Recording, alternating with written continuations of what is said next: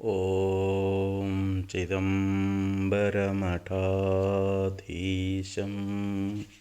सिद्धारूढयतीश्वरं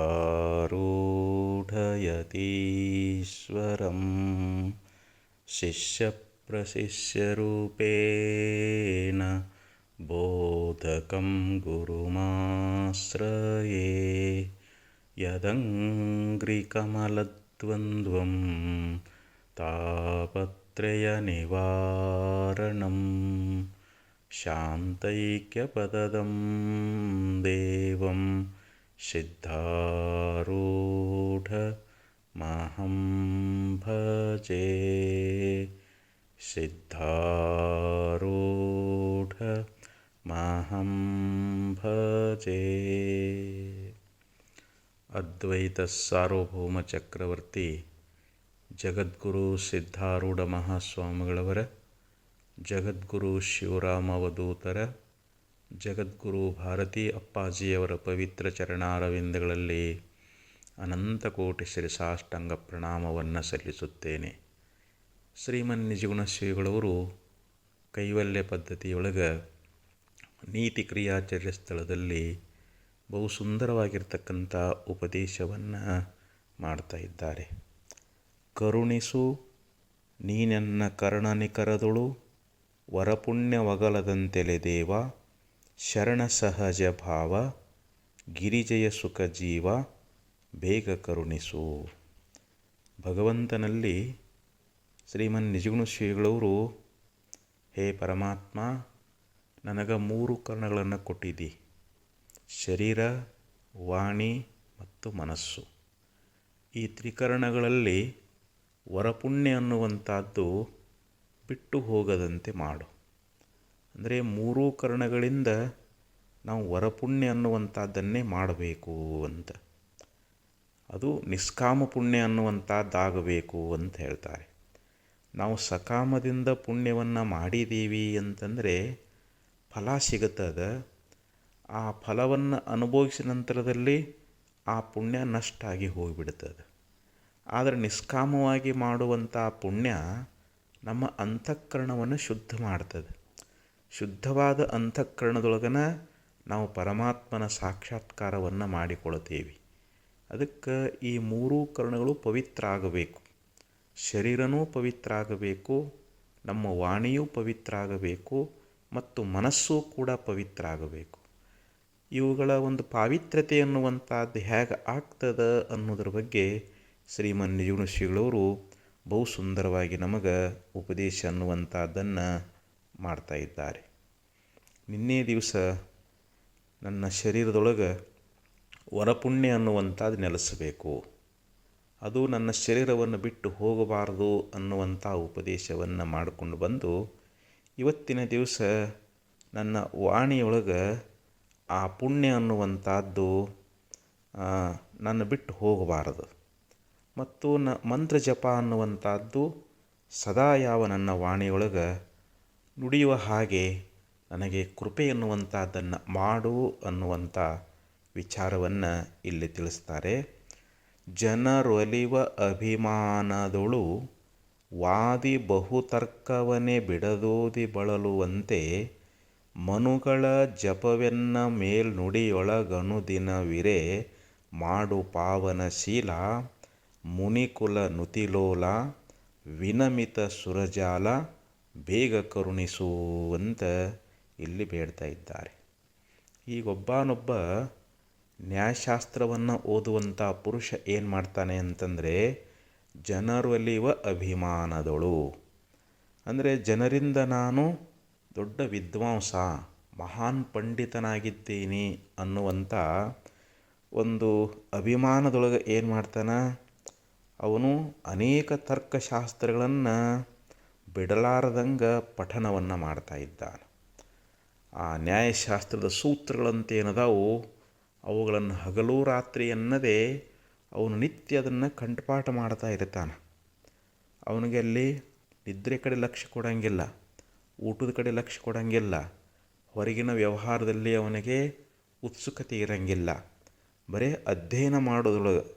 ಯಾಕಂದರೆ ವಾದದೊಳಗೆ ಯಾರೇ ನನ್ನ ಜೊತೆಯಲ್ಲಿ ವಾದ ಮಾಡೋಕ್ಕೆ ಬಂದರೆ ಅವರನ್ನು ನಾನು ಸೋಲಿಸಿಬಿಡಬೇಕು, ನಾನು ಜಯಶಾಲಿಯಾಗಬೇಕು, ಲೋಕದೊಳಗೆ ನನ್ನನ್ನು ದೊಡ್ಡ ವಿದ್ವಾಂಸ, ಮಹಾತ್ಮ, ಪಂಡಿತ ಅಂಥೇಳಿ ಎಲ್ಲರೂ ನನ್ನನ್ನು ಕೊಂಡಾಡಬೇಕು ಅಂಥೇಳಿ ಅವನು ಬಿಡಲಾರದಂಗೆ ಹಗಲು ರಾತ್ರಿ ಎನ್ನದೇ ಯಾವ ರೀತಿಯಾಗಿ ಆ ನ್ಯಾಯಸೂತ್ರಗಳನ್ನು ಪಠನ ಮಾಡ್ತಾ ಇದ್ದಾನೋ ಹಾಗೆ ಹೇ ಪರಮಾತ್ಮ ಮನುಗಳ ಜಪವೆನ್ನ. ಮನು ಅಂತಂದರೆ ಇಲ್ಲಿ ಮಂತ್ರಗಳ ಜಪ ಅನ್ನುವಂಥದ್ದು. ಅಂದರೆ ಸುಮಾರು 7 ಕೋಟಿ ಮಹಾಮಂತ್ರಗಳು ಅಂತ ಹೇಳ್ತಾ ಇದ್ದಾರೆ. ಆ ಎಲ್ಲ ಮಂತ್ರಗಳಲ್ಲಿ ಪಂಚಾಕ್ಷರಿ ಮಂತ್ರ ಅನ್ನುವಂಥದ್ದು, ನಮಃಶಿವ ಎನ್ನುವಂಥ ಯಾವ ಪಂಚಾಕ್ಷರಿ ಮಂತ್ರ ಬಹಳ ಶ್ರೇಷ್ಠವಾಗಿರ್ತಕ್ಕಂಥದ್ದು. ಆ ಮಂತ್ರವನ್ನು ನಾವು ಜಪ ಮಾಡಿದ್ದೀವಿ ಅಂತಂದರೆ ನಾವು ಜನ್ಮಾಂತರದಲ್ಲಿ ಮಾಡಿರ್ತಕ್ಕಂಥ ಎಲ್ಲ ಪಾಪವನ್ನು ಕಳ್ಕೊಂಡು ಬಿಡ್ತೀವಿ. ಅದಕ್ಕೆ ಕಾಯವಿಡಿದ ಆತ್ಮರಾಶಿಗೆ ಪರತರ ಮುಕ್ತಿಗುಪಾಯವಿದು ನಿಜ ಶಿವ ಮಂತ್ರವಣ್ಣ ಅಂತ ಹೇಳಿದರು. ನಾವು ಶ್ರೇಷ್ಠವಾದ ಮುಕ್ತಿಯನ್ನು ಪಡಿಬೇಕಾಗಿತ್ತು ಅಂತಂದರೆ ನಾವು ಪಂಚಾಕ್ಷರಿ ಮಂತ್ರ ಇದು ಬಹಳ ಸುಲಭವಾಗಿರ್ತಕ್ಕಂಥದ್ದು. ಬಾಲಕನೇ ಆಗಿರಲಿ, ಯೌವನೊಳಗ ಇರಲಿ, ಮುಪ್ಪಿನೊಳಗನ ಇರೋಲ್ನ್ಯಾಕ ಅವನು ಯಾವುದೇ ವರ್ಣದವನಾಗಿರಲಿ, ಬ್ರಾಹ್ಮಣ, ಕ್ಷತ್ರಿಯ, ವೈಶ್ಯ, ಶೂದ್ರ ಅನ್ನುವಂಥ ಒಂದು ವರ್ಣಭೇದ ಅನ್ನುವಂಥದ್ದಿಲ್ಲ. ಯಾವುದೇ ಮತದವರು, ಯಾವುದೇ ಜಾತಿಯವರು ಎಲ್ಲರೂ ಕೂಡ ಆ ಮಂತ್ರವನ್ನು ಪಠಿಸಲಿಕ್ಕೆ ಅಧಿಕಾರಿಗಳಾಗಿದ್ದಾರೆ. ಅದಕ್ಕೆ ಅವರಿವರೆಂಬುದೇನೋ ಶಿವ ಭುವನದ ಮಾನವರೊಮ್ಮೆಯಾಗಲಿ ಶಿವಮಂತ್ರವಿದನುಸುರೆ, ಮೋಸದೊಳೊಮ್ಮೆ ಶಿವಮಂತ್ರವಿದನುಸುರೆ, ಸಕೃದುಚ್ಚಾರ ಮಾತ್ರೇನ ಪಂಚಾಕ್ಷರ ಮಹಾಮನೋಃ ಸರ್ವೇಷಾಮಪಿ ಜಂತೂನಾಂ ಸರ್ವಪಾಪಕ್ಷಯೋ ಭವೇತ್ ಎನ್ನಲಾಗಿ, ಇಂತೆನ್ನಲಾಗಿ, ಶ್ರುತಿ ಎನ್ನಲಾಗಿ ಅಂತ ಶ್ರೀಮನ್ ನಿಜಗುಣಶ್ರೀಗಳವರು ಹೇಳ್ತಾ ಇದ್ದಾರೆ. ಅಂದರೆ ಹಿಂದಿನ ಕಾಲದವರು ಪಠಿಸ್ತಿದ್ದರು, ಅವರಿಗೆ ಮಂತ್ರ ಸಿದ್ಧಿಯಾಗ್ತಿತ್ತು. ಈ ಕಲಿಯುಗದೊಳಗೆ ಅದೇನು ಮಂತ್ರ ಸಿದ್ಧಿ ಆಗ್ತದೆ ಅಂಥೇಳಿ ಹೀಗೇನೂ ಇಲ್ಲ. ಅವರು ಇವರು ಎನ್ನದೆ ಪೂರ್ವಕಾಲದವರೇ ಆಗಿರಲಿ, ಈಗಿನ ಕಾಲದವರೇ ಆಗಿರಲಿ, ಭುವನದ ಮಾನವರು ಒಮ್ಮೆ ತಾವಾಗಲಿ ಅಂತ ಹೇಳ್ತಾರೆ. ಒಂದು ಸಾರಿ ನಾವು ನಿತ್ಯದಲ್ಲಿ ಆ ಪಂಚಾಕ್ಷರಿ ಮಹಾಮಂತ್ರವನ್ನು ಅಥವಾ ಷಡಕ್ಷರಿ ಮಹಾಮಂತ್ರವನ್ನು, ಓಂ ನಮಃ ಶಿವ ಎನ್ನುವಂಥ ಷಡಕ್ಷರಿ ಮಹಾಮಂತ್ರವನ್ನು ಒಂದು ಸಾರಿ ಉಚ್ಚಾರ ಮಾಡಿದರೆ ಸಾಕಂತಾರವರು. ಸಕೃದುಚ್ಚಾರ ಮಾತ್ರೇನ ಪಂಚಾಕ್ಷರ ಮಹಾಮನೋಃ, ಒಂದೇ ಒಂದು ಸಾರಿ ಆ ಪಂಚಾಕ್ಷರಿ ಮಂತ್ರವನ್ನು ನಾವು ನುಡಿದೀವಿ ಅಂತಂದರೆ ನಾವು ಜನ್ಮಾಂತರದಲ್ಲಿ ಮಾಡಿರ್ತಕ್ಕಂಥ ಸಕಲ ಪಾಪಗಳು ಬೆಂದು ಹೋಗ್ತಾ ಇದ್ದಾವೆ ಅಂತ. ಅದಕ್ಕೆ ಆ ಮಂತ್ರ ಅನ್ನುವಂಥದ್ದನ್ನು ನುಡಿಬೇಕು ನಾವು. ಓಂ ನಾರಾಯಣಾಯ ನಮಃ ಅನ್ನುವಂಥ ನಾರಾಯಣ ಮಂತ್ರವನ್ನಾದರೂ ನುಡಿಬೇಕು. ಶ್ರೀರಾಮ್ ಜೈ ರಾಮ್ ಜೈ ಜೈ ರಾಮ್ ಅನ್ನುವಂಥ ರಾಮ ಮಂತ್ರವನ್ನಾದರೂ ನಾವು ಪಠನ ಮಾಡಿದ್ದೀವಿ ಅಂತಂದರೆ ನಮ್ಮಲ್ಲಿರ್ತಕ್ಕಂಥ ಸಕಲ ಪಾಪಗಳು ಅವು ನಾಶ ಆಗಿ ಹೋಗ್ತಾ ಇದ್ದಾವೆ. ಅದಕ್ಕೆ ಇಲ್ಲಿ ನಿಜಗುಣ ಶ್ರೀಗಳವರು ಆ ಮಂತ್ರಗಳ ಜಪ ಅನ್ನುವಂಥದ್ದು ನನ್ನ ಮೃದುವಾದ ವಾಣಿಯೊಳಗೆ ಯಾವಾಗಲೂ ಇರುವ ಹಾಗೆ ನನ್ನ ಮೇಲೆ ಕೃಪಾ ಮಾಡುವಂಥವನಾಗುವಂತ ಇಲ್ಲಿ ಶ್ರೀಮನ್ ನಿಜಗುಣಿಗಳು ಶಿವಗಳವರು ನಮಗೆ ಉಪದೇಶ ಮಾಡ್ತಾರೆ. ವಾಲಿಕೋಳೆ ರತ್ನಾಕರ ಮಹಾನ್ ಪಾಪಿಯಾಗಿದ್ದ. ಅರಣ್ಯದಲ್ಲಿ ಯಾರು ಬರ್ತಾ ಇದ್ದಾರೋ ಅವರನ್ನು ತಡೀತಾ ಇದ್ದ. ಅವರಲ್ಲಿರ್ತಕ್ಕಂಥ ಸಂಪತ್ತನ್ನು ಅಪಹರಣ ಮಾಡ್ತಿದ್ದ. ಅವರು ಕೊಡದೇ ಇದ್ದಾಗ ಅವರನ್ನು ಅವ ಕೊಲೆ ಮಾಡ್ತಿದ್ದ. ಅನಂತ ಪಾಪಗಳನ್ನು ಮಾಡಿದ್ದ. ಒಮ್ಮೆ ನಾರದ ಮುನಿಗಳ ದರ್ಶನ ಆಯಿತು. ಅವರನ್ನು ತಡೆದ. ನಿಮ್ಮಲ್ಲಿರ್ತಕ್ಕಂಥ ಸಂಪತ್ತನ್ನು ಕೊಡ್ರಿ, ಇಲ್ಲಕ್ಕಂದ್ರೆ ನಿಮ್ಮನ್ನು ಹತ್ಯೆ ಮಾಡ್ತೀನಿ ಅಂತ ಹೇಳಿದ. ನಾರದರಂತ, ನನ್ನ ಹತ್ರ ಏನಿದೆಯಪ್ಪ, ನಾನು ತ್ರಿಲೋಕ ಸಂಚಾರಿ, ನನ್ನಲ್ಲಿರೋದು ಇದು ವೀಣಾ ಒಂದು ಮಾತ್ರ. ನಾನು ಆ ಭಗವಂತರ ನಾಮವನ್ನು ಉಚ್ಚಾರ ಮಾಡ್ತಾ ತ್ರಿಲೋಕ ಸಂಚಾರ ಮಾಡ್ತಾ ಇದ್ದೀನಿ. ಅಲ್ಲ, ಇಂಥ ಪಾಪವನ್ನು ನೀ ಯಾಕೆ ಮಾಡ್ತೀಯ ಅಂತ ಕೇಳಿದ. ನನ್ನ ತಂದೆ ತಾಯಿ ಹೆಂಡತಿ ಮಕ್ಕಳನ್ನು ಸಲುಬೇಕಲ್ಲ ಅಂತಂದ. ಅಲ್ಲ, ಇಂಥ ಪಾಪ ಮಾಡಿದಿ ಅಂತಂದರೆ ಘೋರವಾದ ನರಕ ದುಃಖವನ್ನು ಅನುಭವಿಸ್ತಿ. ನೀ ಮಾಡಿದ ಪಾಪವನ್ನು ನಿನ್ನ ಬಂಧುಗಳು, ನಿನ್ನ ಹೆಂಡತಿ ಮಕ್ಕಳು ಯಾರೂ ಇದನ್ನು ತಗೊಳ್ಳೋದಿಲ್ಲ, ಇದನ್ನು ನೀನೇ ಅನುಭೋಗ ಮಾಡಬೇಕು ಅಂತಂದಾಗ ಅವನು ವಿಚಾರಕ್ಕೆ ಬಿದ್ದ. ಇಲ್ಲ, ನನಗೆ ಹೆಂಡತಿ ಮಕ್ಕಳು ತಂದೆ ತಾಯಿ ಅದಾರಲ್ಲ, ಅವರು ನಾನು ಮಾಡಿದ ಪಾಪದಲ್ಲಿ ಅವರು ಪಾಲ್ದಾರ ಅದಾರ ಅಂತಂದಾಗ ಹೋಗಿ ಕೇಳ್ಕೊಂಬ ಅಂತಂದ. ಅವಾಗ ವಾಲಿಕೋಳ ರತ್ನಾಕರ ನಾರದರನ್ನು ಒಂದು ಮರಕ್ಕೆ ಕಟ್ಟಿ ಮನೆಗೆ ಹೋಗಿ ಕೇಳಿದ್ರೆ ಯಾರೂ ತೊಗೊಳಕ್ಕೆ ಒಪ್ಪಲಿಲ್ಲ. ನಮ್ಮನ್ನು ರಕ್ಷಣೆ ಮಾಡ್ತೀವಿ, ಅದು ನಿನ್ನ ಕರ್ತವ್ಯ ಅದು. ಆದರೆ ನೀನು ಪಾಪ ಮಾಡ್ತೀವೋ ಪುಣ್ಯ ಮಾಡ್ತೀವೋ, ಪುಣ್ಯ ಪಾಪಗಳು ನಿನಗೆ ಸಂಬಂಧಪಟ್ಟಿದ್ದು ಅಂತಂದಾಗ ಆ ರತ್ನಾಕರನ ಮನಸ್ಸು ಬದಲಾಗಿಬಿಡ್ತು. ಓಡಿ ಬಂದ, ನಾರದ ಮುನಿಗಳ ಪಾದವನ್ನು ಗಟ್ಟಿ ಹಿಡ್ಕೊಂಡ. ನಾನು ಮಾಡಿದ ಈ ಪಾಪಕ್ಕೆ ಏನಾದರೂ ಪರಿಹಾರ ಇದ್ದರೆ ಹೇಳ್ರಿ ಅಂತಂದಾಗ ನಾರದ ಮುನಿಗಳು ಮರ ಮರ ಅಂತ ಉಪದೇಶ ಮಾಡಿದರು. ಆದರೆ ಅವನಿಗೆ ಅನ್ನಕ್ಕೆ ಬರಲಿಲ್ಲ, ಯಾಕಂದ್ರೆ ಅವನ ವಾಣಿ ಅಪವಿತ್ರವಾಗಿತ್ತು. ಅವನು ಪಾಪವನ್ನು ಮಾಡಿದ್ದರಿಂದ ವಾಣಿ ಶುದ್ಧ ಇದ್ದಿದ್ದಿಲ್ಲ. ಆವಾಗ ಉಲ್ಟಾ ನಾಮ ಜಗತ್ ಜಗಜಾನ ವಾಲ್ಮೀಕಿ ಭಯೋ ಬ್ರಹ್ಮ ಸಮಾನ ಅಂತ ಹೇಳಿದಂತೆ ಉಲ್ಟಾ ಉಪದೇಶ ಮಾಡಿದರು. ಮರ ಮರ ಮರ ಅಂಥೇಳಿ ಹಿಂಗೆ ಉಲ್ಟಾ ನಾಮ ಜಪತ್ ಜಗಜಾನ. ರತ್ನಾಕರ ಏನು ಮಾಡಿದ, ಮರ ಮರ ಮರ ಅನ್ಕೊಂತ ತಪಸ್ಸಿನಲ್ಲಿ ನಿರತನಾದ. ಹಲವಾರು ವರ್ಷಗಳ ಪರ್ಯಂತರವಾಗಿ ತಪಸ್ಸು ಮಾಡಿದ. ಆ ತಪಸ್ಸಿಗೆ ಯಾವ ಶ್ರೀರಾಮಚಂದ್ರ ಪ್ರತ್ಯಕ್ಷನಾಗ್ತಾ ಇದ್ದಾನೆ, ಅವನ ತಪಸ್ಸಿಗೆ ಒಲಿತಾ ಇದ್ದಾನ. ಮುಂದೆ ಅವನು ಆದಿಕವಿ ವಾಲ್ಮೀಕಿ ಮಹರ್ಷಿಯಾದ. ಒಬ್ಬ ಮಹರ್ಷಿ ಆಗಬೇಕಾಗಿತ್ತಂದ್ರೆ ಕಾರಣ ಏನು ಅಂತಂದರೆ, ಆ ಯಾವ ರಾಮ ಮಂತ್ರವನ್ನು ಜಪ ಮಾಡಿ ವಾಲ್ಮೀಕಿ ಮಹರ್ಷಿ ಆಗಬೇಕಾಗಿತ್ತು ಅಂತಂದರೆ ಇದು ಮಂತ್ರ ಪಠನದ ಒಂದು ಅಪಾರ ಶಕ್ತಿ ಅಂತ ಹೇಳ್ತಾ ಇದ್ದಾರೆ. ಅದಕ್ಕೆ ನಮ್ಮ ನಾಲಿಗೆಯೊಳಗೆ ನಾವು ಭಗವಂತನ ಮಂತ್ರವನ್ನು ನಾವು ಪಠಿಸಿದ್ದೀವಿ ಅಂತಂದರೆ ನಮ್ಮ ಜನ್ಮದ ಸಫಲತೆ ಅನ್ನುವಂಥದ್ದಾಗ್ತದೆ. ಅದಕ್ಕೆ ನಾವು ಭಗವಂತನ ನಾಮ ಅನ್ನುವಂಥದ್ದನ್ನು, ಮಂತ್ರ ಅನ್ನುವಂಥದ್ದನ್ನು ಸದಾಕಾಲದಲ್ಲಿ ಸ್ಮರಣೆ ಮಾಡಬೇಕು. ಅರಿಯದೇ ಒಂದು ವೇಳೆ ಓಂ ನಮಃ ಶಿವಾಯ ಎಂದೊಡೆ ಮರೆತು ಮಾಡಿದ ಹಿಂದೇಳು ಜನ್ಮದ ಕರ್ಮದ ಕಟ್ಟು ಹರಿದು ಹೋಯಿತು ನೋಡ. ಅರಿದೊಂದು ವೇಳೆ ಓಂ ನಮಃ ಶಿವಾಯ ಎಂದೊಡೆ ದುರಿತ ಸಂಕುಲವೆಲ್ಲ ದೂರಾಗಿಹವು ನೋಡ. ಇದೂ ಕಾರಣ ಓಂ ನಮಃ ಶಿವಾಯ ಓಂ ನಮಃ ಶಿವಾಯ ಎಂಬ ಮಂತ್ರವನ್ನು ಜಪಿಸಿ ನಾನಾ ಭವದ ಬಳ್ಳಿಯ ಬೇರು ಕಿತ್ತೊಗೆದನಯ್ಯ ಅಖಂಡೇಶ್ವರ. ಶರಣರು ಕೂಡ ತಮ್ಮ ವಚನದಲ್ಲಿ ಹೇಳ್ತಾರೆ, ಅರಿಯದೇ ಒಂದು ವೇಳೆ ನಾವು ಆ ಮಂತ್ರದ ಮಹಿಮೆಯನ್ನು ಅರಿತುಕೊಳ್ಳಾರ್ದ, ಆ ಗುರುವಿನಿಂದ ಮಂತ್ರ ದೀಕ್ಷೆಯನ್ನು ಪಡೆಯದೆ ನಾವು ಸುಮ್ಮನೆ ಓಂ ನಮಃ ಶಿವಾಯ ಅಂದ್ರೆ ಸಾಕು, ಮರೆತು ಮಾಡಿದ ಹಿಂದೇಳು ಜನ್ಮದ ಕರ್ಮದ ಕಟ್ಟು ಹರಿದು ಹೋಯಿತು ನೋಡ ಅಂತ ಹೇಳ್ತಾರೆ. ನಾವು ಹಿಂದೆ 7 ಜನ್ಮಗಳಲ್ಲಿ ಮಾಡಿರ್ತಕ್ಕಂಥ ಯಾವೊಂದು ಪಾಪಕರ್ಮ ಅನ್ನುವಂಥದ್ದು ಆ ಪಾಪಕರ್ಮ ಅನ್ನುವಂಥದ್ದು ಸಂಪೂರ್ಣವಾಗಿ ನಾಶ ಆಗಿ ಹೋಗಿಬಿಡ್ತದಂತ. ಒಂದು ವೇಳೆ ಗುರುಗಳಿಗೆ ನಾವು ಶರಣಾಗತರಾಗಿ ಗುರುಗಳಿಂದ ಮಂತ್ರ ದೀಕ್ಷೆಯನ್ನು ಪಡ್ಕೊಂಡು ಆ ಮಂತ್ರದ ಮಹಿಮೆ ಅನ್ನುವಂಥದ್ದನ್ನು ನಾವು ಅರಿತು ಒಂದು ವೇಳೆ ಆ ಮಂತ್ರವನ್ನು ಪಠಿಸಿದ್ದೀವಿ ಅಂತಂದರೆ ಅದರಿಂದ ನಮಗೇನಾಗ್ತದೆ ಅಂತಂದ್ರೆ ಹೇಳ್ತಾರವರು, ನಾನಾ ಭವದ ದುರಿತ ಸಂಕುಲವೆಲ್ಲ ದೂರಾಗಿ ಹೋ ನೋಡ. ದುರಿತ ಸಂಕುಲ ಅಂತಂದ್ರೆ ನಾವು ಜನ್ಮಾಂತರದಲ್ಲಿ ಮಾಡಿಕೊಂಡು ಬಂದಿರತಕ್ಕಂಥ ಎಲ್ಲ ಪಾಪಗಳ ರಾಶಿ ಅನ್ನುವಂಥದ್ದೇನದ ಅದು ಸಂಪೂರ್ಣ ನಾಶ ಆಗಿ ಹೋಗಿಬಿಡ್ತದೆ. ಅದಕ್ಕೆ ನಾನು ಇದನ್ನು ಅರಿತುಕೊಂಡ ಓಂ ನಮಃ ಶಿವಾಯ ಓಂ ನಮಃ ಶಿವಾಯ ಎನ್ನುವಂಥ ಮಂತ್ರವನ್ನು ಪಠಿಸಿ ನಾನಾ ಭವದ ಬಳ್ಳಿಯ ಬೇರು ಕಿತ್ತೊಗೆದನಯ್ಯ ಅಂತ ಹೇಳಿದರು. ಈ ಭವಕ್ಕೆ ಬೀಜವಾಗಿರ್ತಕ್ಕಂಥದ್ದು ಯಾವುದು ಅಂತಂದರೆ ಅಜ್ಞಾನ ಅನ್ನುವಂಥದ್ದು. ಆ ಅಜ್ಞಾನ ಅನ್ನುವಂಥದ್ದನ್ನು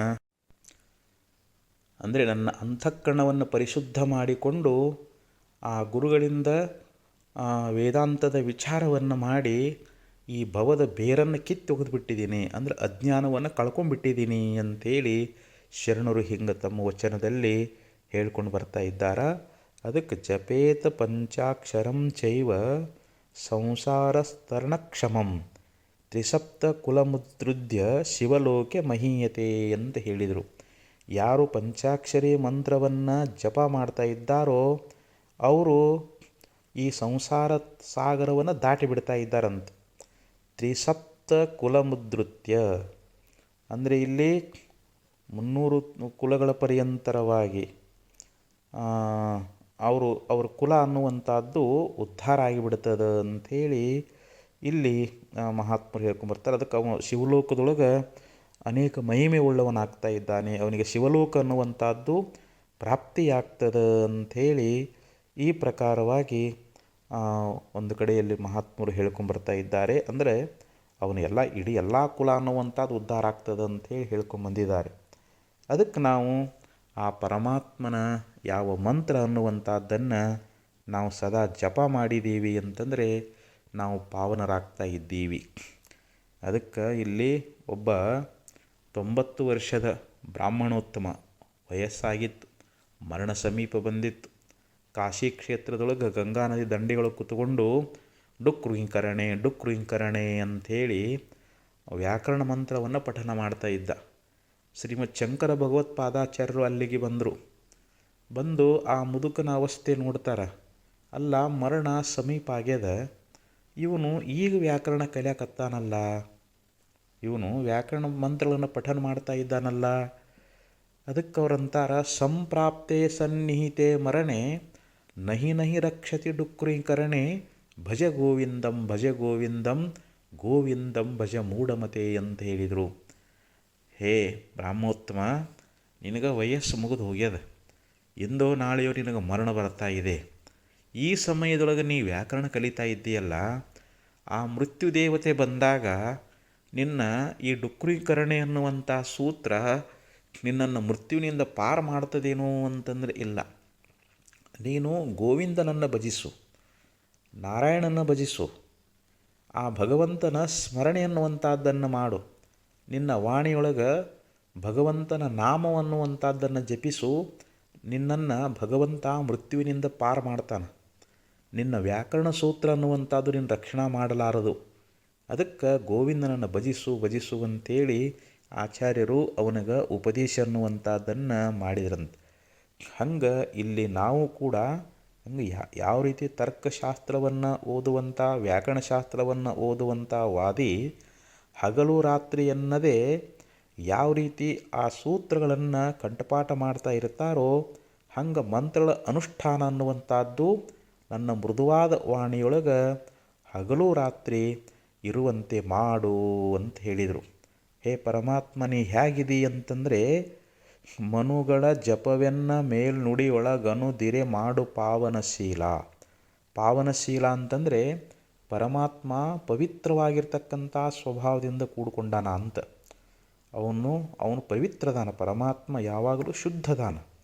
ಅವನು ಪವಿತ್ರ ಸ್ವಭಾವದಿಂದ ಕೂಡಿಕೊಂಡಿದ್ದಾನೆ. ಮತ್ತು ಇಲ್ಲಿ 88 ಕೋಟಿ ಮುನಿಗಳ ಒಂದು ಸ್ತೋತ್ರದಿಂದ ಪರಮಾತ್ಮ ಮೆಚ್ಚಿ ಆನಂದದಿಂದ ಕುಣಿದಾಡ್ತಾ ಇದ್ದಾನೆ ಅಂತ ಮುನಿಕುಲ ನುತಿಲೋಲ ಅಂತ ಹೇಳಿದರು. ಮುನಿಕುಲ ಅಂತಂದ್ರೇನು? ಮುನಿಗಳ ಸಮೂಹ. ಆ ಮುನಿಗಳು ಎಷ್ಟದಾರ? 88 ಕೋಟಿ ಅಂತ ಹೇಳ್ತಾರೆ. ಅಂಥ ಮುನಿಗಳ ಒಂದು ಸ್ತೋತ್ರಕ್ಕೆ ಪರಮಾತ್ಮ ಮೆಚ್ಚಿ ಕುಣಿದಾಡ್ತಾ ಇದ್ದಾನಂತ. ಅಷ್ಟೇ ಅಲ್ಲ, ವಿನಮಿತ ಸುರಜಾಲ ಅಂತಂದರೆ ಇಲ್ಲಿ ದೇವತೆಗಳು ಪ್ರತಿ ದಿವಸವೂ ಕೂಡ ಅವ್ರು ಏನು ಮಾಡ್ತಾರೆ? ಶಿವನನ್ನು ಕುರಿತು ನಮಸ್ಕಾರ ಮಾಡ್ತಾ ಇದ್ದಾರೆ, ಅವನನ್ನು ಸ್ತೋತ್ರ ಮಾಡ್ತಾ ಇದ್ದಾರೆ. ಅಂಥ ದೇವತೆಗಳ ಒಂದು ಸಮೂಹದಿಂದ ಕೂಡಿಕೊಂಡಿರ್ತಕ್ಕಂಥವನು ನೀನಾಗಿದ್ದೀಯಾ. ನನ್ನ ಯಾವ ಪ್ರಾರ್ಥನೆಗೆ ಕಿವಿಗೊಟ್ಟು ನನಗೆ ನೀ ಏನು ಮಾಡಬೇಕು? ಹೇ ಪರಮಾತ್ಮ, ಇಲ್ಲಿ ಮಂತ್ರಗಳ ಅನುಷ್ಠಾನ ರೂಪವಾಗಿರ್ತಕ್ಕಂಥ ಯಾವ ಪುಣ್ಯ ಅನ್ನುವಂಥದ್ದಲ್ಲ, ಅದು ನನ್ನ ವಾಣಿಯನ್ನು ಬಿಟ್ಟು ಹೋಗಲಾರ್ದಂಗೆ ಕೃಪಾ ಮಾಡು ಅಂಥೇಳಿ ಇಲ್ಲಿ ಶ್ರೀಮನ್ನಿಜುಣಶ್ರೀಗಳವರು ಪರಮಾತ್ಮನಲ್ಲಿ ಪ್ರಾರ್ಥನೆ ಮಾಡ್ತಾ ಇದ್ದಾರೆ, ಬೇಡಿಕೊಳ್ತಾ ಇದ್ದಾರೆ. ಬೇಗ ಕರುಣಿಸು ಅಂತೇಳಿದರು. ಶೀಘ್ರವಾಗಿ ನನ್ನ ಮೇಲೆ ಕೃಪಾ ಮಾಡು. ಯಾಕಂದರೆ ಈ ಶರೀರ ಇದು ಅಸ್ಥಿರ ಅದ. ಇದು ಯಾವಾಗ ಶರೀರ ಬಿದ್ದು ಹೋಗ್ತದಂತ ಹೇಳಕ್ಕೆ ಬರೋಂಗಿಲ್ಲ. ಆದಷ್ಟು ಈ ಶರೀರದಿಂದ ಅಂದರೆ ವಾಣಿಯಿಂದ ನನಗೆ ವರಪುಣ್ಯ ಅನ್ನುವಂಥದ್ದಾಗಬೇಕು. ಈಶ್ವರ ನಾಮವು ರಸನೆಗೆ ಬರಲು ಶಾಶ್ವತ ಸುಕೃತಂಗಳಿಗದು ಮಿಗಿಲು ಅಂತ ಹೇಳ್ತಾರೆ. ಆ ಪರಮಾತ್ಮನ ನಾಮ ಅನ್ನುವಂಥದ್ದು ನಮ್ಮ ವಾಣಿಯೊಳಗೆ ಬಂತು ಅಂತಂದರೆ ಶಾಶ್ವತವಾದ ಪುಣ್ಯ ನಮಗೆ ಪ್ರಾಪ್ತಿಯಾಗ್ತದೆ ಅಂಥೇಳಿ ನಿಜಗುಣ ಶ್ರೀಗಳವರು ಪಾರಮಾರ್ಥ ಗೀತೆಯೊಳಗೆ ಹೇಳ್ಕೊಂಡು ಬಂದರು. ಅದಕ್ಕೆ ನಾವು ಮಂತ್ರವನ್ನು ಪಠಿಸಬೇಕು. ಅದಕ್ಕೆ ನೀತಿಕಾರ ಒಂದು ಕಡೆಯೊಳಗೆ ಹೇಳ್ತಾ ಇದ್ದಾನೆ. ಅಂದರೆ ನಾವು ಜಪತೋ ನಾಸ್ತಿ ಪಾತಕಂ, ಪಠತೋ ನಾಸ್ತಿ ಮೂರ್ಖತ್ವಂ, ಮೌನಿನಃ ಕಲಹೋ ನಾಸ್ತಿ ನ ಭಯಂ ಚಾಸ್ತಿ ಜಾಗ್ರತಃ ಅಂತ ಹೇಳಿದರು. ಈಗೊಬ್ಬವ ಭಾಳ ದಡ್ಡದಾನಂತ ತಿಳ್ಕೊಡ್ರಿ. ಅವನು ಪ್ರತಿನಿತ್ಯ ಅಧ್ಯಯನ ಮಾಡಿದ ಅಂತಂದರೆ, ನಿತ್ಯ ಅವನು ಓದ್ತಾ ಇದ್ದ ಅಂತಂದರೆ ಅವನಲ್ಲಿರ್ತಕ್ಕಂಥ ಮೂರ್ಖತ್ವ ಹೋಗಿಬಿಡ್ತದೆ. ಅವನು ಅಧ್ಯಯನ ಮಾಡ್ತಾ ಓದ್ತಾ ಓದ್ತಾ ಅವನು ವಿದ್ವಾಂಸನೇ ಆಗಿಬಿಡ್ತಾನೆ. ಜಪತೋ ನಾಸ್ತಿ ಪಾತಕಂ. ಅವನು ಎಷ್ಟೇ ಪಾಪಿಯಾಗಿರಲಿ, ಅವನು ಎಂಥ ಘೋರವಾದ ಪಾಪಗಳನ್ನೇ ಮಾಡಿರಲಿ, ಅವನು ಮಂತ್ರ ಪಠನ ಮಾಡಲಿಕ್ಕೆ ಹತ್ತಿದ ಅಂತಂದರೆ, ಓಂ ನಮಃ ಶಿವಾಯ ಎನ್ನುವಂಥ ಮಹಾಮಂತ್ರವನ್ನು ಜಪ ಮಾಡಿದ ಅಂತಂದ್ರೆ ಅವನಲ್ಲಿರ್ತಕ್ಕಂಥ ಸಮಸ್ತ ಪಾಪಗಳು ನಶಿಸಿ ಹೋಗಿಬಿಡ್ತಾವೆ. ಭಗವಂತ ಅವನ ಮೇಲೆ ಕೃಪಾ ಅನ್ನುವಂಥದ್ದನ್ನು ಮಾಡ್ತಾನೆ.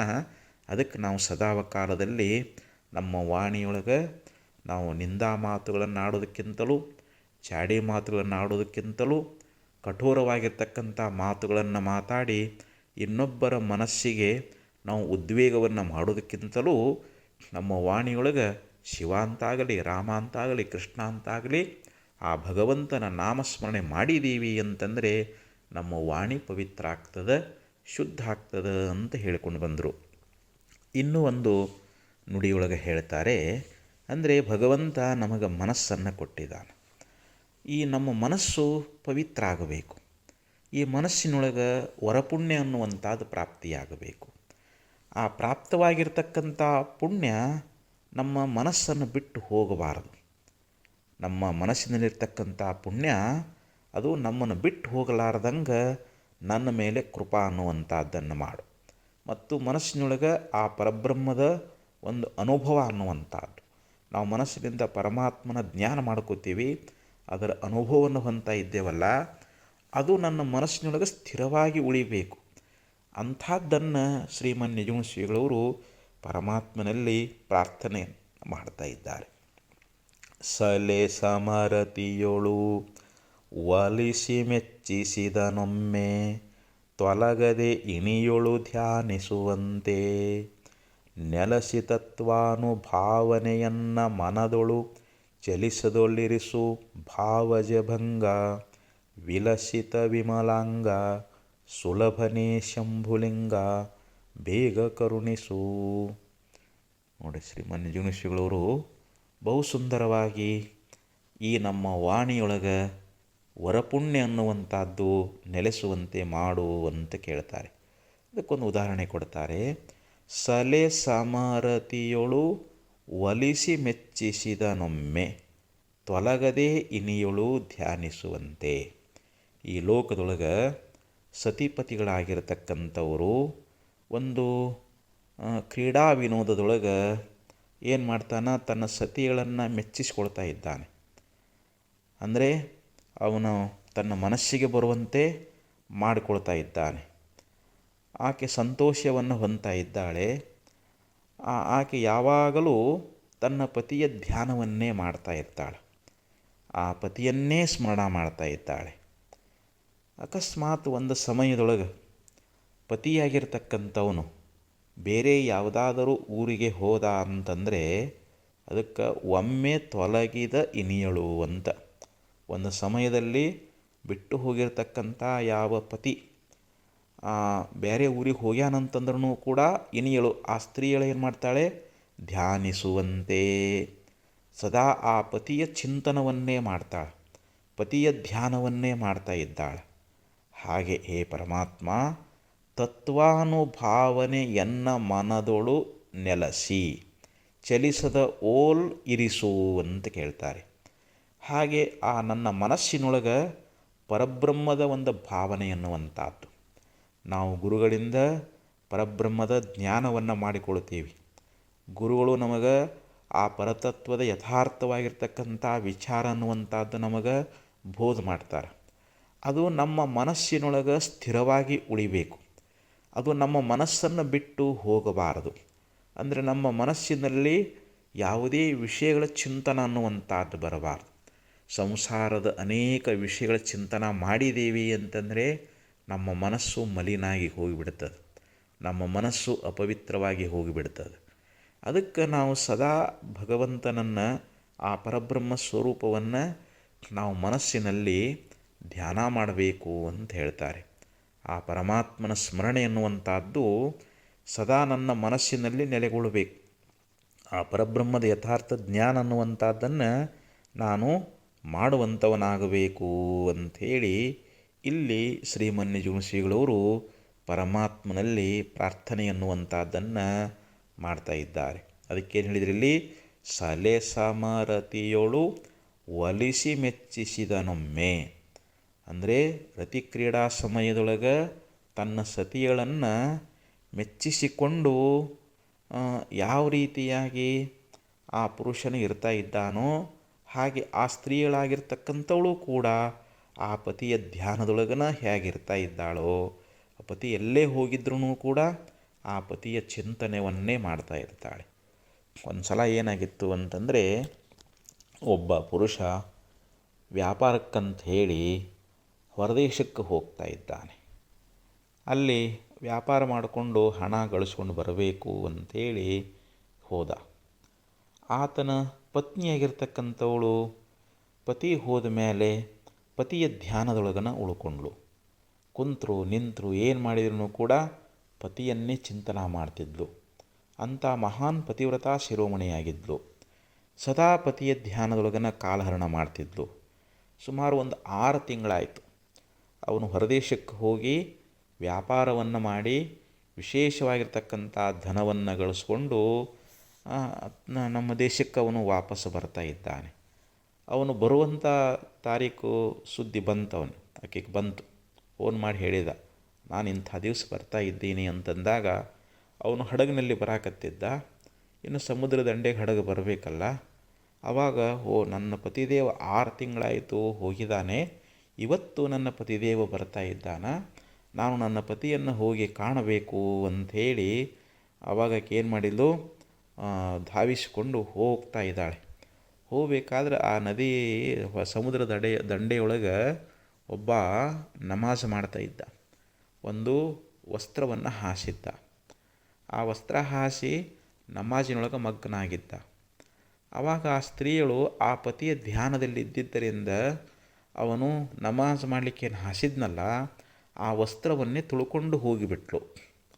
ಈ ನಮಾಜ್ ಮಾಡುವಂಥ ವ್ಯಕ್ತಿಗೆ ಬಹಳ ಕೋಪ ಬಂದುಬಿಡ್ತು, ಬಹಳ ಸಿಟ್ಟು ಬಂದುಬಿಡ್ತು. ಆವಾಗ ದುಷ್ಟ ಸ್ತ್ರೀಯಳು ನನ್ನ ವಸ್ತ್ರವನ್ನು ತುಳಿದು ಹೋದ್ಲಲ್ಲ ಅಂತ ಕುಪಿತನಾಗ್ತಾ ಇದ್ದಾನೆ.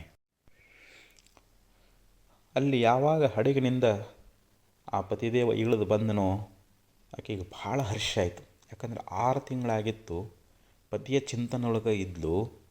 ಆ ಪತಿಯನ್ನು ಕಂಡು ಹರ್ಷಿತಳಾಗಿ ಬಹಳ ಆನಂದವನ್ನು ಹೊಂದಿ ಅವನ ಜೊತೆಯಲ್ಲಿ ವಾಪಸ್ ಬರ್ತಾ ಇದ್ದಾಳೆ.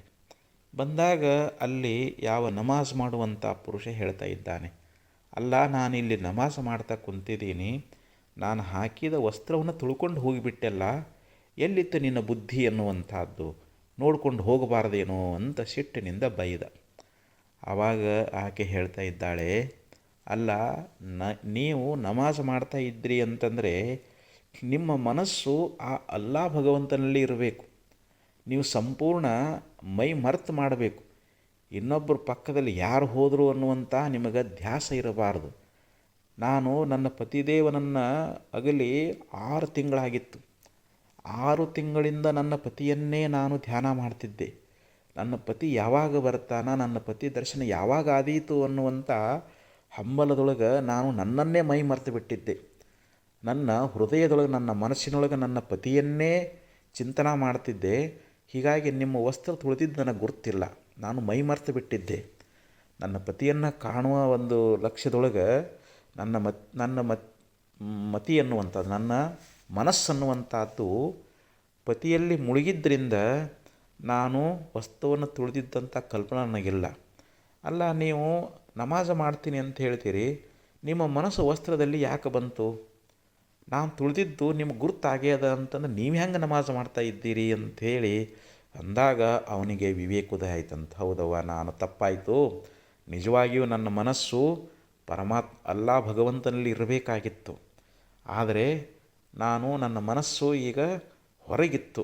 ಅಂದರೆ ನೀನು ಹೋಗುವುದನ್ನು ನಾನು ಗಮನಿಸಿದೆ, ನೀನು ನನ್ನ ವಸ್ತ್ರ ತುಳಿದಿದ್ದನ್ನು ನಾನು ಗಮನ ಇಟ್ಟು ನೋಡಿದೆ. ಆದ್ದರಿಂದ ನಾನು ಮಾಡಿರ್ತಕ್ಕಂಥ ನಮಾಜ್ ಇದು ಯಥಾರ್ಥವಾದದ್ದಲ್ಲ ಅಂಥೇಳಿ ತನ್ನ ತಪ್ಪನ್ನು ಒಪ್ಪಿಕೊಂಡಂತೆ.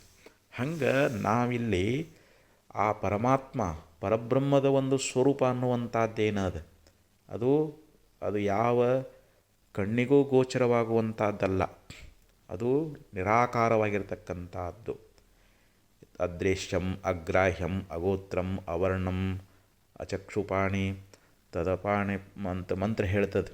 ಅಂದರೆ ಯತ್ತದೃಶ್ಯಂ ಅಗ್ರಾಹ್ಯಂ ಅಗೋತ್ರಂ ಅವರ್ಣಂ ಅಂತ ಹೇಳಿದರು.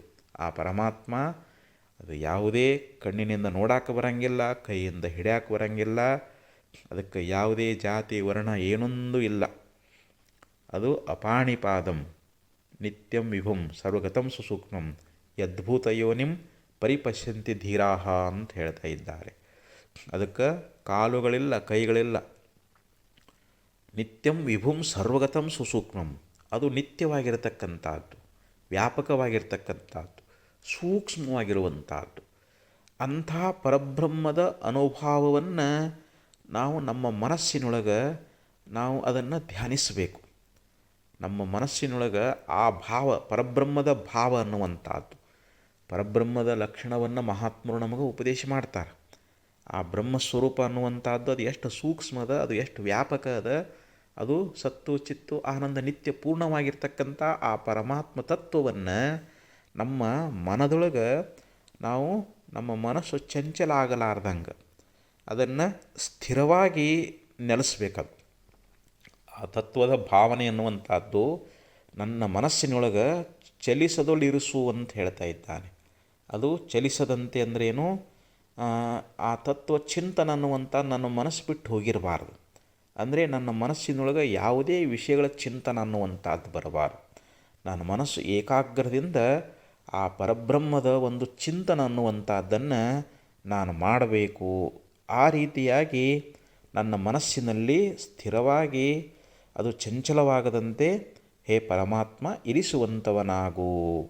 ಯಾಕಂದರೆ ನನ್ನ ಮನಸ್ಸು ಕಾಮವಿಕಾರದಿಂದ ಅನಂತ ರೀತಿಯಿಂದ ಇದು ಹರಿದಾಡ್ತದೆ. ಬಿಡಲಾರದೆ ವಿಷಯಗಳಿಗೆ ಈ ಮನ ಎಡೆಯಾಡುತ್ತಿಹುದು ಅನವರತ, ತಡೆಯದೆ ನೀನಲ್ಲಲ್ಲಿಯೇ ಕಾಣಿಸಿ ಕೆಡಿಸನಗವರಾಶೆಯ ನೀಶ ಅಂತ ಶ್ರೀಮನ್ನಿಜುಗಳು ಶ್ರೀಗಳವರು ಶಿವಕಾರ್ಣ ಸ್ಥಳದಲ್ಲಿ ಪರಮಾತ್ಮನಲ್ಲಿ ಬೇಡಿಕೊಂಡಿದ್ದಾರೆ. ಹೇ ಪರಮಾತ್ಮ, ನನ್ನ ಮನಸ್ಸು ಬಹಳ ಚಂಚಲವಾಗಿರತಕ್ಕಂಥದ್ದು, ಬಿಡಲಾರದೆ ವಿಷಯಗಳಿಗೆ ಈ ಮನ ಎಡೆಯಾಡುತ್ತಿಹುದು ಅನವರತ. ನನ್ನ ಮನಸ್ಸನ್ನುವಂಥದ್ದು ಒಂದು ಕ್ಷಣವೂ ಕೂಡ ಒಂದು ಕಡೆ ನಿಲ್ಲಂಗಿಲ್ಲ. ಅನಂತ ವಿಷಯಗಳಲ್ಲಿ ಕ್ಷಣ ಕ್ಷಣಕ್ಕೂ ಕೂಡ ಇದು ಹರಿದಾಡ್ತದೆ. ವಿಷಯಗಳ ಆಶೆಯಿಂದ ಕೂಡಿಕೊಂಡದು, ವಿಷಯಗಳ ಅಪೇಕ್ಷೆ ಅನ್ನುವಂಥದ್ದನ್ನು ಮಾಡ್ತದೆ. ಇದು ದುಃಖವನ್ನು ಅನುಭವಿಸ್ತದೆ. ಹೇ ಪರಮಾತ್ಮ, ನೀ ಏನು ಮಾಡಬೇಕು ಅಂತಂದರೆ, ನನ್ನ ಮನಸ್ಸು ಇಷ್ಟು ಚಂಚಲದಲ್ಲ, ಈ ಚಂಚಲವಾಗಿರ್ತಕ್ಕಂಥ ಮನಸ್ಸು ವಿಷಯಗಳ ಆಸೆಯನ್ನು ಬಿಡಬೇಕಾಗಿತ್ತು ಅಂತಂದರೆ ನನ್ನ ಮನಸ್ಸು ಯಾವ ವಿಷಯಗಳಲ್ಲಿ ಹೋಗ್ತದೆ ಅಲ್ಲಿ ನಿನ್ನ ದರ್ಶನವನ್ನು ಕೊಡು. ಅಲ್ಲಿ ನೀ ಕಾಣಿಸ್ಕೊಂಡಿ ಅಂತಂದರೆ ಆ ವಿಷಯಗಳ ಮೇಲಿರ್ತಕ್ಕಂಥ ಆಸೆ ಕೆಟ್ಟು ಹೋಗ್ತದೆ. ನನ್ನ ಮನಸ್ಸು ವಿಷಯಗಳನ್ನು ಮತ್ತೆ ಅಪೇಕ್ಷೆ ಮಾಡಂಗಿಲ್ಲ. ನನ್ನ ಮನಸ್ಸಿನೊಳಗೆ ಶಾಶ್ವತವಾದ ಸುಖ ಅನ್ನುವಂಥದ್ದು ನೆಲೆಸ್ತದೆ. ಹೇ ಪರಮಾತ್ಮ, ಅದನ್ನು ನೀನ ಮಾಡು ಅಂಥೇಳಿ ಅಲ್ಲಿ ಹಂಗೆ ಪ್ರಾರ್ಥನೆ ಮಾಡಿದಾರೋ ಹಾಗೆ ಇಲ್ಲಿ ಹೇಳ್ತಾರೆ. ನನ್ನ ಮನಸ್ಸು ಕಾಮಾದಿ ವಿಕಾರಗಳಿಂದ ಇದು ಚಂಚಲಾಗ್ತಿರ್ತದೆ. ಅದಕ್ಕೆ ನೀ ಏನು ಮಾಡಬೇಕು ಅಂತಂದರೆ ನನ್ನ ಮನಸ್ಸಿನಲ್ಲಿ ಆಗ್ತಕ್ಕಂಥ ಆ ಕಾಮ ವಿಕಾರವನ್ನು ದೂರ ಮಾಡಿ ನನಗೆ ನಿನ್ನ ಧ್ಯಾನ ಅನ್ನುವಂಥದ್ದನ್ನೇ ಕೊಡು.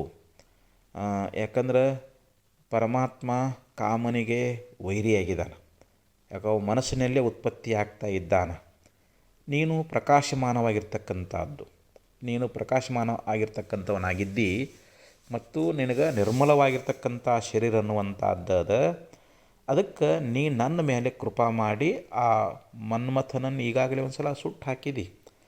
ನಿನ್ನ ಸ್ಮರಣೆ ಅನ್ನುವಂಥದ್ದು ನನಗೆ ಬಂದರೆ ಆ ಕಾಮನ ಒಂದು ಉಪದ್ರವ ಅನ್ನುವಂಥದ್ದು ನನಗಿರೋದಿಲ್ಲ. ಅದಕ್ಕೆ ನನ್ನ ಮೇಲೆ ವಿಶೇಷವಾಗಿರತಕ್ಕಂಥ ಒಂದು ಕೃಪೆ ಎನ್ನುವಂಥದ್ದನ್ನು ಮಾಡು ಅಂಥೇಳಿ ಶ್ರೀಮನ್ನಿಜುಗುಣ ಶ್ರೀಗಳವರು ಇಲ್ಲಿ ಬಹು ಸುಂದರವಾಗಿ ನಮಗೆ ಉಪದೇಶ ಅನ್ನುವಂಥದ್ದನ್ನು ಮಾಡ್ತಾರೆ.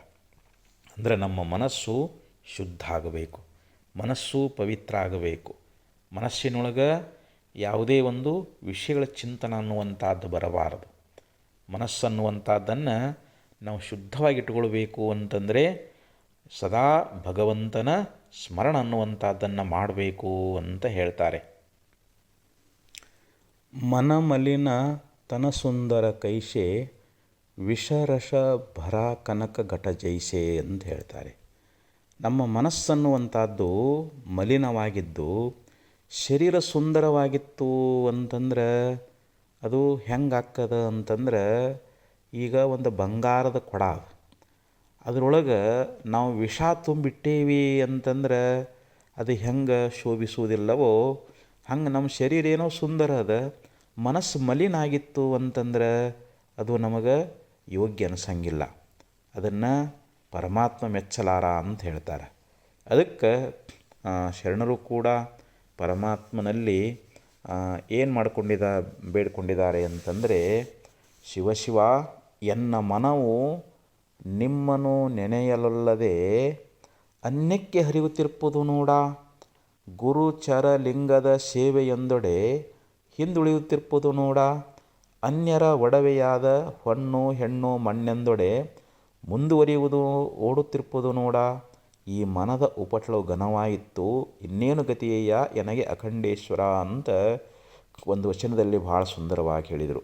ಅಖಂಡೇಶ್ವರ ವಚನದಲ್ಲಿ ಹೇಳ್ತಾರೆ, ಶಿವಶಿವ ಹೇ ಪರಮಾತ್ಮ, ನನ್ನ ಮನಸ್ಸನ್ನುವಂಥದ್ದು ನಿನ್ನನ್ನು ನೆನೆಯವಲ್ದು, ಅನ್ಯಕ್ಕೆ ಹರಿತದೆ. ಅಂದರೆ ಪ್ರಪಂಚದ ಅನೇಕ ವಿಷಯಗಳಲ್ಲಿ ಇದು ಹರಿದಾಡ್ತದೆ. ಗುರುವಿನ ಸೇವಾ ಮಾಡು, ಜಂಗಮರ ಸೇವಾ ಮಾಡು, ಪರಮಾತ್ಮನನ್ನು ಭಜಿಸು ಅಂತಂದರೆ ಅದು ಏನು ಮಾಡ್ತದೆ, ಆ ಕಡೆ ಒಲ್ಲೆ ಅಂತದು. ಆ ಸೇವಾ ಮಾಡೋಕೆ ಅದು ಒಪ್ಪಲ್ದು ಮನಸ್ಸನ್ನುವಂಥದ್ದು. ಬೇರೆಯವರ ಒಡವೆಯಾಗಿರ್ತಕ್ಕಂಥ ಹೆಣ್ಣು ಹಣ್ಣು ಮಣ್ಣು ಅಂತಂದರೆ ಅದನ್ನು ಪಡ್ಕೊಳ್ಳಿಕ್ಕೆ ಓಡಿ ಹೋಗ್ತದೆ, ಅಲ್ಲಿ ಅಪೇಕ್ಷೆಯನ್ನು ಮಾಡ್ತದೆ, ಅದನ್ನು ಪಡೀಲಿಕ್ಕೆ ಪ್ರಯತ್ನ ಅನ್ನುವಂಥದ್ದನ್ನು ಮಾಡ್ತದೆ. ಹೇ ಪರಮಾತ್ಮ, ಈ ಮನಸ್ಸಿನ ಉಪಟಳ ಅನ್ನುವಂಥದ್ದು ಇದು ನನಗೆ ಘನವಾಯಿತು ಅಂತ ಹೇಳ್ತಾ ಇದ್ದಾರೆ. ನನಗೆ ಇನ್ನೇನು ಗತಿಯಪ್ಪ, ಹೇ ಪರಮಾತ್ಮ ನೀನೇ ನನ್ನ ಮೇಲೆ ಕೃಪಾ ಮಾಡಿ ನನ್ನನ್ನು ಉದ್ಧಾರ ಮಾಡುವಂಥವನಾಗು ಅಂಥೇಳಿ ಶರಣರು ಕೂಡ ಭಗವಂತನಲ್ಲಿ ಪ್ರಾರ್ಥನೆ ಅನ್ನುವಂಥದ್ದನ್ನು ಮಾಡಿದ್ದಾರೆ. ಯಾಕೆಂದರೆ ಮನವನ್ನು ನಿರ್ವಿಷಯದಲ್ಲಿ ನಿಲ್ಲಿಸದೆ ತನಗೆಂದು ಮುಕ್ತಿ ಘಟಿಪುದು. ನಮ್ಮ ಮನಸ್ಸು ನಿರ್ವಿಷಯ ಆಗಬೇಕು. ಅಂದರೆ ನಮ್ಮ ಮನಸ್ಸಿನೊಳಗೆ ಆ ಪರಬ್ರಹ್ಮದ ಭಾವ ಅನ್ನುವಂಥದ್ದು ನೆಲೆಸಬೇಕು ಅಂತ ಹೇಳ್ತಾರೆ. ಆ ನಿರ್ವಿಷಯ ಯಾವುದು ಅಂತಂದರೆ ನಮ್ಮ ಪ್ರತ್ಯೇಕಾತ್ಮ, ಆ ಪರಬ್ರಹ್ಮ ಸ್ವರೂಪ ಅನ್ನುವಂಥದ್ದೇನದ ಅದು ನಿರ್ವಿಷಯವಾಗಿರ್ತಕ್ಕಂಥ ವಸ್ತು. ಅದರೊಳಗೆ ನಮ್ಮ ಮನಸ್ಸು ನಿಲ್ಲಬೇಕು ಅಂತ ಹೇಳಿದರು. ನಾವು ಮನಸ್ಸನ್ನು ಆ ನಿರ್ವಿಷಯವಾಗಿರ್ತಕ್ಕಂಥ ಪರಬ್ರಹ್ಮ ಭಾವದೊಳಗೆ ನಾವು ಸ್ಥಿರ ಮಾಡಲಿಲ್ಲ ಅಂತಂದರೆ ಮುಕ್ತಿ ಆಗಂದ್ರೆ ಹೆಂಗೆ ಆಗ್ತದೆ ಅಂತ ಹೇಳ್ತಾರೆ. ಮುಕ್ತಿ ಅನ್ನುವಂಥದ್ದು ಆಗೋದಿಲ್ಲ.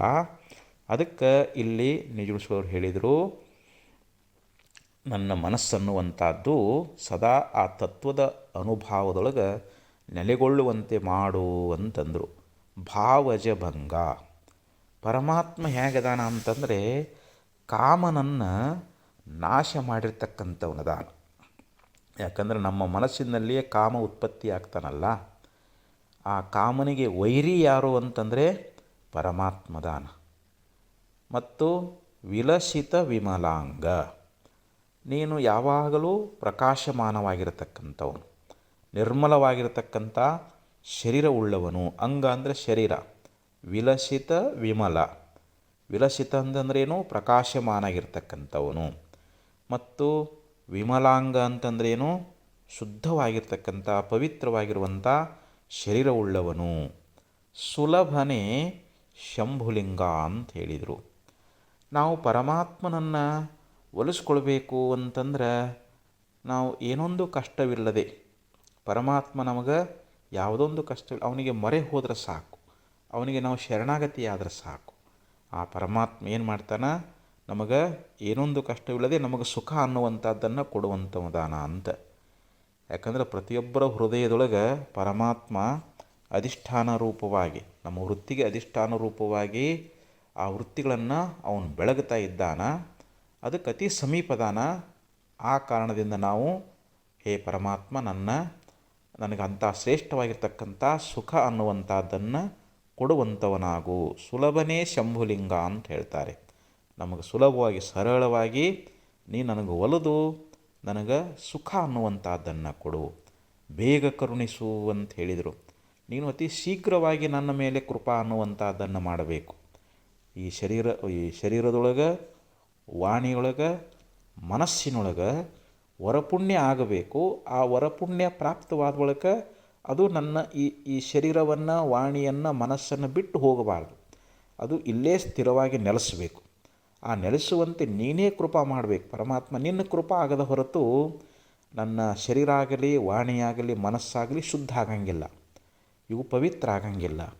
ಯಾಕಂದರೆ ನಿನ್ನ ದರ್ಶನ ಪಡಿಬೇಕು ಅಂತಂದರೆ ಇವು ತ್ರಿಕರಣಗಳು ಶುದ್ಧ ಆಗಿರಬೇಕು, ಇವು ಪವಿತ್ರ ಆಗಬೇಕು. ಆ ವರಪುಣ್ಯ ಅನ್ನುವಂಥದ್ದು ಇವುಗಳಲ್ಲಿ ನೀನು ನೆಲೆಸುವಂತೆ ಮಾಡಿದಿ ಅಂತಂದರೆ ನಿನ್ನ ದಿವ್ಯ ದರ್ಶನ ಆಗ್ತದೆ. ನಾನು ಮುಕ್ತನಾಗ್ತಾ ಇದ್ದೀನಿ. ನಿನ್ನ ಸಾಕ್ಷಾತ್ಕಾರ ಮಾಡಿಕೊಂಡು ನಾನು ಮತ್ತೆ ಮರಳಿ ಈ ಭವಸಾಗರಕ್ಕೆ ನಾನು ಬರಂಗಿಲ್ಲ. ಯಾಕಂದರೆ ನಿನಗೊಂದು ನಿಮಿಷ ಅಂತಂದರೆ ನಮಗೆ ಸಾವಿರಾರು ವರ್ಷಗಳಿದ್ದ ಹಾಗೆ. ಅದಕ್ಕೆ ನಿನ್ನ ಇದು ಲೆಕ್ಕಕ್ಕೂ ನಮ್ಮ ಲೆಕ್ಕಕ್ಕೂ ಭಾಳ ವ್ಯತ್ಯಾಸ ಅದ. ಅದಕ್ಕೆ ನೀನು ಭಾಳ ತಡ ಮಾಡೋಕ್ಕೆ ಹೋಗಬೇಡ ಅಂತ. ನಿನಗೊಂದು ನಿಮಿಷದ ನಮಗೆ ಅನಂತ ವರ್ಷಗಳೇ ಕಳೆದು ಹೋಗ್ತಾ ಇದ್ದಾವೆ. ಅದಕ್ಕೆ ಮತ್ತೆ ಮನುಷ್ಯ ಜನ್ಮ ಬರ್ತದಂತ ಹೇಳೋಕ್ಕಾಗಂಗಿಲ್ಲ. ಅದಕ್ಕೆ ತೀವ್ರವಾಗಿ ಈಗಲೇ ಈ ಕ್ಷಣದಲ್ಲಿಯೇ ನನ್ನ ಮೇಲೆ ಕೃಪಾ ಮಾಡು ಅಂಥೇಳಿ ಈ ಪದ್ಯದಲ್ಲಿ ಪ್ರಾರ್ಥನೆ ಮಾಡಿಕೊಂಡಾರ. ಮತ್ತು ಮುಂದಿನ ಪದ್ಯವನ್ನು ನಾಳೆ ದಿವಸ ಶ್ರವಣ ಮಾಡೋಣ ಅಂತ ಹೇಳ್ತಾ ಈ 4 ಮತ್ತು ಸದ್ಗುಣವನ್ನು ಕರ್ಪಿಸಿ ಇಲ್ಲಿಗೆ ವಿರಮಿಸ್ತಾ ಇದ್ದೇನೆ. ಓಂ ತತ್ಸತ್.